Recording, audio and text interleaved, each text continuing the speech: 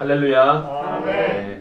우리가 계속해서 레위기 말씀을 묵상하고 있는데 하나님께서 우리에게 주시는 그 하나님의 마음을 우리가 함께 느낄 수 있기를 원합니다.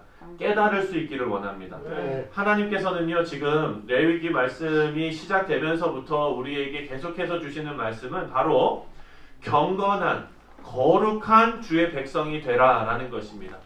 그래서 우리가 제일 먼저부터 살펴본 제사의 방법들, 번제 드리는 것, 소제 드리는 것, 그리고 뭐 속죄제 드리는 것, 화목제 드리는 것, 속건제, 여러 가지 우리에게 주신 이 제사의 방법들, 이 모든 것이 하나님께서는 하나님의 백성이 거룩한 삶을 살기를 원하시는 그 절절한 마음이 지금 녹아져 있는 것입니다. 그래서 우리가 지난 시간에도 살펴봤지만 지금 6장에 들어와서 6장과 7장에 나오는 특별히 앞에서 다 다뤘던 내용들을 제사장의 관점에서 하나님께서 다시 한번 재조명시키시는 그 이유는 우리에게 하나님께서 특별히 더 강조하고 싶으신 그런 부분이 있다고 우리가 생각되어집니다. 그래서 여러분 오늘은요, 특별히 제사장에게 주어지는 그 고기, 그러니까 제사장이 먹을 수 있는 그것을 가지고 우리가 우리의 삶에 어떻게 적용을 해야 될까를 같이 한번 고민하면서 함께 말씀을 나누겠습니다. 어제와 마찬가지로 오늘 본문에서는 속죄제를 드릴 때 제사장들이 어떤 것을 지켜야 하는지에 대해서 말씀하고 있습니다. 속죄제는요, 우리가 살펴본 대로 제사장들과 온 회중이 범죄했을 때 드리는 속죄제가 있죠.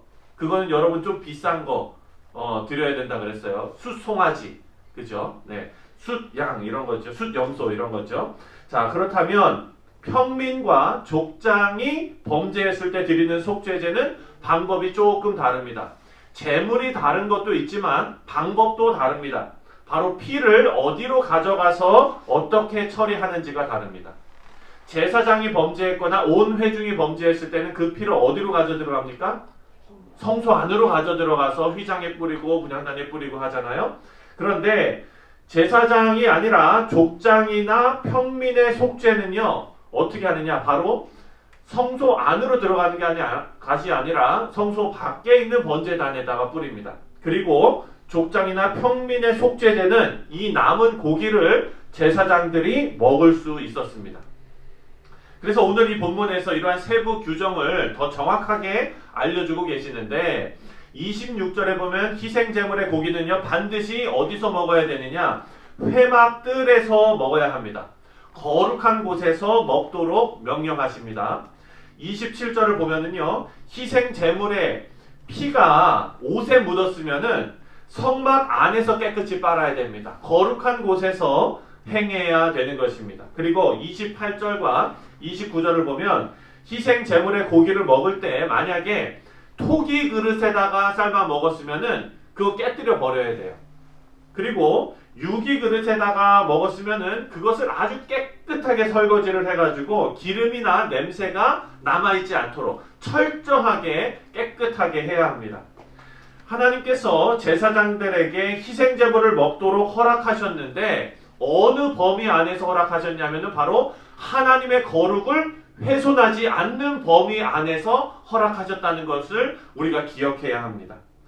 여러분, 이스라엘 사회에서요, 제사장에게 허락됐던 이런 것들은 백성들이 제사장에게 그냥 세금 내듯이 그렇게 바친 것이 아니었습니다.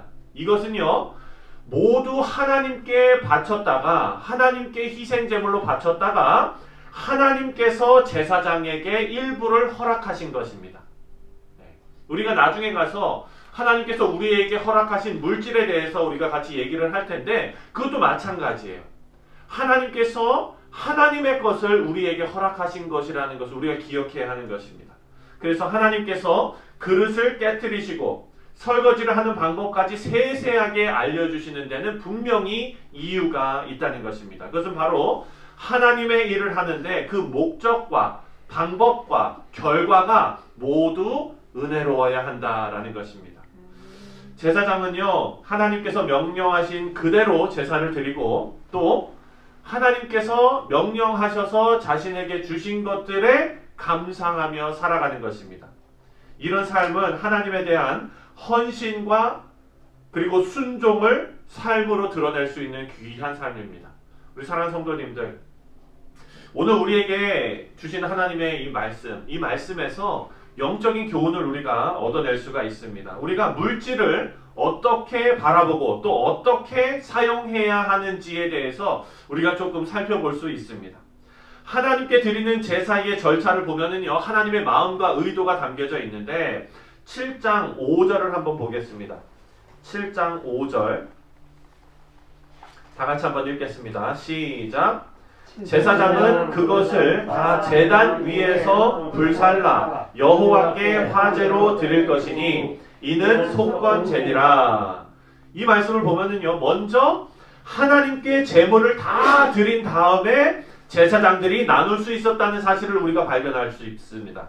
다시 말해서 제물이요, 하나님의 소유라는 것을 고백하는 것입니다.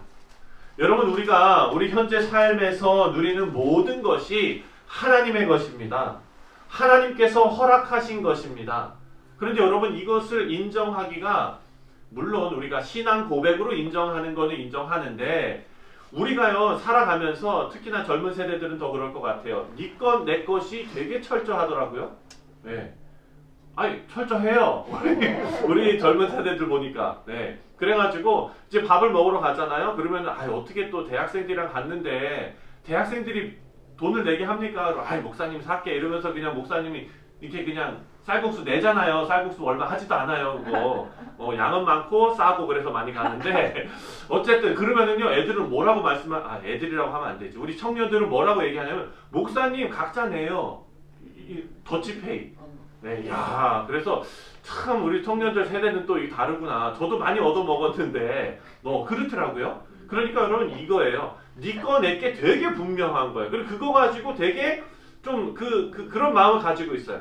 근데 여러분, 이것이 자기가 살아가고 밥 먹는데 그런 생각을 가지고 있는 건 괜찮은데, 우리가 신앙생활 하면서도 내가 열심히 노력해가지고 내 힘으로 벌었고, 그리고 이것의 일부를 감사하는 마음으로 하나님께 그냥 조금 떼어 드리는 것이라는 신앙을 갖고 있다면 그건 큰 오산이라는 것입니다. 오늘 본문 말씀에 나오는 것처럼 우리가 현재 삶에서 누리는 이 모든 것이 다 하나님의 것입니다. 그런 신앙이 우리 가운데 있어야겠습니다. 내가 벌어서 내 맘대로 살다가 하나님께 좀 떼어드리는 구조가 아닌 것입니다. 제사장이 이 제물을 모두 제단 위에서 하나님께 드리는 것과 마찬가지로 우리에게 허락하신 모든 물질은 하나님께로부터 온 것임을 우리가 기억하고, 그리고 우리는 그것을 하나님의 뜻 가운데 어떻게 하는 겁니까? 다스리는 것입니다. 다스리는 자라는 것을 꼭 기억해야 될 줄 믿습니다. 6절부터 10절 말씀을 보면은요, 하나님께서는 속건제의 제물을 모두 다 불태워서 없애버리시고 가져가는 것이 아니라 그 일부를 제사장의 몫으로 나누어 주셨습니다. 우리가 지난 시간에도 살펴봤지만 물질은요, 여러분, 사용하는 거고요, 사람은 뭐 하는 거다 그랬죠? 그렇죠, 사랑하는 거라 그랬어요. 물질은 사용하는 거고요, 사람은 사랑하는 겁니다. 하나님께서는요, 사람을 사랑하셨어요. 물질을 사용하셔서 하나님께 바쳐진 이 제물을 제사장들과 나누시면서 하나님께서는 우리들을 사랑을 하신 것입니다. 하나님께 드린 제물을 제사장들과 함께 나누십니다. 성경은 물질을 우리가 섬기는 대상으로 표현할 때가 많습니다. 우리가 돈의 노예가 되어서 마음속에 돈으로 가득 차 있다면 우리가 돈을 섬기는 것입니다. 예수님께서도 뭐라고 말씀하셨죠? 하나님과 재물을 같이 섬기지 못한다라고 말씀하셨습니다. 여러분, 물질이 나쁜 겁니까? 돈이 나쁜 겁니까? 여러분, 돈 좋아하시는 분? 그렇죠. 사실 저도 돈을 좋아한다기보다도 돈 쓰는 걸 좋아합니다. 네, 특히나 저는 뭐 다른 데 쓰는 게 아니라 먹는 거에 쓰는 걸 좋아합니다.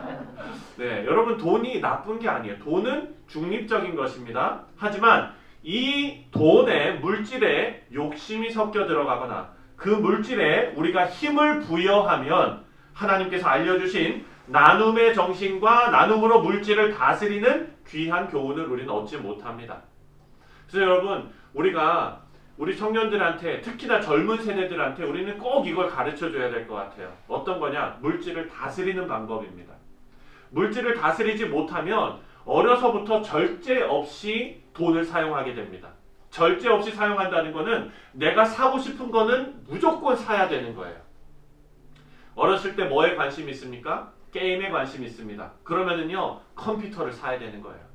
이 게임기를 사야 되는 거예요. 이 게임기를 사기 위해서 수단과 방법을 가리지 않는 거예요. 그런데 제가 함께 생활했던 필리핀의 선교사님 그 가정은요, 이 아들이 게임을 너무 좋아하는 거예요. 그래가지고 이 아들한테 그 선교사님이 어떻게 도전을 했냐면, 사실 안 주겠다는 거죠. 어떻게 도전을 했냐면, 사도행전을 다 외워갖고 와라. 그러면은 플레이스테이션을 사주겠다 이랬어요. 그랬는데 아니 이 선교사님이 아들의 능력을 과소평가했나봐요. 이 아이가 이 방법을 어떻게 했냐면 1장을 외우면은 선교사님 앞에 와가지고 1장을 다 외우고, 그리고 2장을 외웠으면은 1장부터 2장까지 외우고, 이런 식으로 한 건데 사도행전 다 외워갖고 왔어요. 그래가지고 없는 돈에 선교사님이 게임기를 사줬어요. 네. 그러니까 제가 드리는 말씀은 성경 말씀 잘 외우면 사줘도 된다 이런 뜻이 아니라, 여러분 우리 인간은요, 자기가 갖고 싶은 거는 수단과 방법을 가지지 않고 다 갖고 싶어 한다는 거예요. 그거는 여러분 뭘 쫓아가는 거냐면 돈을 쫓아가는 삶이에요. 돈을 다스리지 못하는 거예요. 그런데 우리가 돈을 다스린다는 거는 계획성 있게 사용하는 것이 바로 돈을 다스리는 것입니다. 그래서 제가 결혼 상담을 할 때는 꼭 이런 부분들을 설명을 해줍니다. 우리가 먼저 하나님 앞에 헌금하는 것도 따로 떼고, 그리고 여러분의 생활비, 그러니까 이것은 고정 지출이라고 얘기해요. 그 렌트비 같은 거, 뭐 핸드폰비 같은 거, 이런 건 변하지 않잖아요. 그런 고정 지출. 그리고 그것을 다 빼고 난 나머지에서 여러분이 여가로, 너무 빡빡하게 인생 살면 안 된다. 그래서 여가비로 항상 5%에서 10%, 그리고 부모님 용돈, 이거는 너네가 정해가지고 꼭 해야 된다. 이런 것들을 가르쳐 드려요. 다 흐뭇해 하시네요. 부모님들만 계시니까. 이것이 여러분 뭐냐? 계획성 있게 살아가는 것이 문제가 아니라, 이것이 성경적으로 물질을 다스리라고 하나님께서 명령하신 것을 우리가 준행하는 것입니다. 그래서 우리가 이 세상에서 살아가면서 여러 가지 모양으로 경제 활동을 합니다. 이 일에 우리는 열심으로 최선을 다해야 합니다.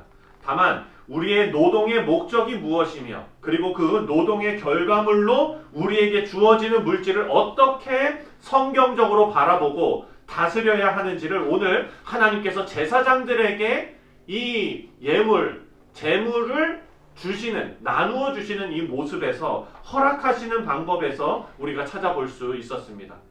다 말씀을 정리합니다. 첫 번째로, 모든 물질은 하나님의 것입니다. 모든 재물이 하나님께 드려졌고 그것을 제사장들에게 나누셨습니다.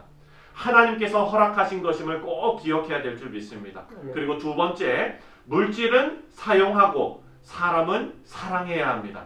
하나님께서 제물로 받으신 일부분을 제사장들에게 나누신 것처럼 우리도 물질을 섬기지 말고 물질을 다스려서 나누며 사용하며 하나님의 선하신 일을 위해서 우리가 헌신하며 사용해야 될 줄 믿습니다. 우리 사랑하는 성도님들께서 하나님께서 주신 이 은혜로 주신 이 물질을 하나님의 뜻에 맞게 다스리시며 사용하시기를 주님의 이름으로 축원드립니다.